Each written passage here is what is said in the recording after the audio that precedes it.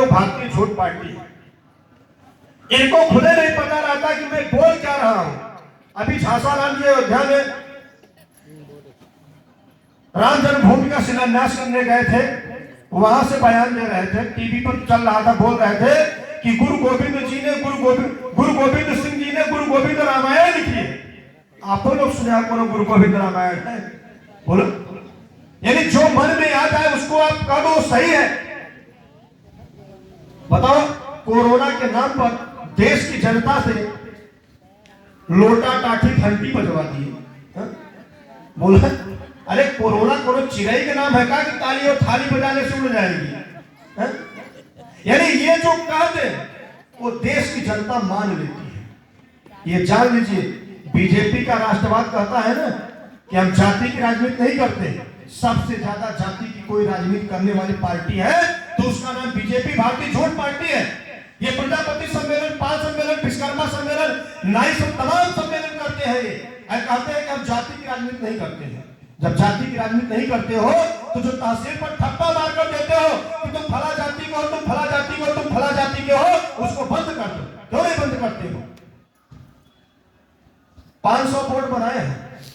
ये राम राज्य की बात करते हैं ना। राम राज्य में क्या होता था?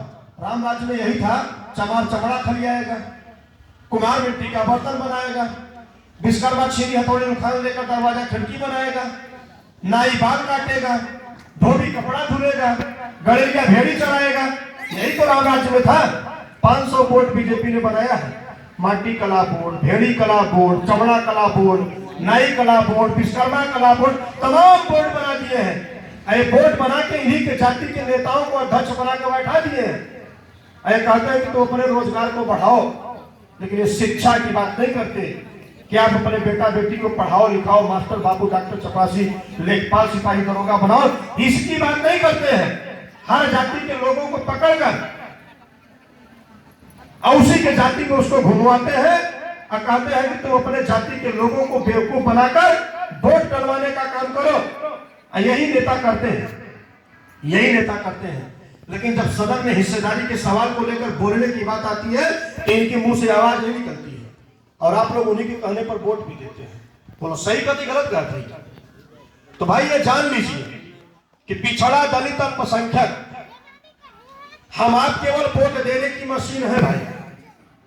छोटे छोटे लालच के चक्कर में हम आप अपना बहुमूल्य वोट, जो बाबा साहब ने हमको जो वोट की ताकत दी है, आप उस ताकत को पहचान नहीं पाते हो। कम से कम एक बार अपनी वोट की काउंटिंग कराकर तो देखो यारो।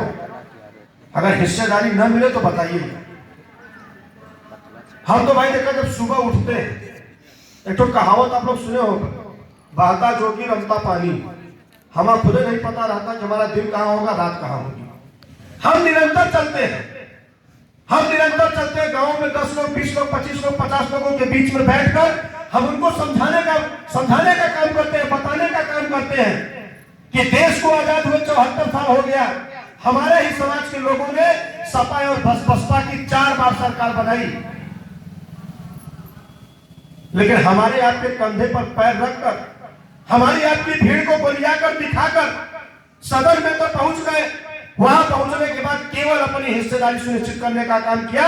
अपना घर बना लिया, अपना कॉलेज बना लिया, अपने बेटा बेटी को नौकरी लगवा दिया, अपनी गाड़ी ले लिया, लेकिन जिस समाज के कंधे पर पैर रखकर सदन में पहुंचने का काम किए, उसके हिस्सेदारी और भागीदारी के सवाल को लेकर लड़ने का काम नहीं किए कि तेरे बेटा बेटी को मास्टर बाबू, डॉक्टर, चपरासी, लेखपाल, सिपाही, दरोगा कैसे बनाया जाए। हम तो कहते हैं कि अभी नेताओं जब आवे जो है ना, तो आप लोग उनसे पूछो कि तेरे कहने पर तेरी 4 बार सरकार बनाई, तूने अपनी तो भागीदारी सुनिश्चित कर लिया। क्या तुमने कभी हमारे बारे में भी सोचने का प्रयास किया? और डंडा रखा खड़े, डंडा मारो अभियान चलाओ ऐसे नेताओं को।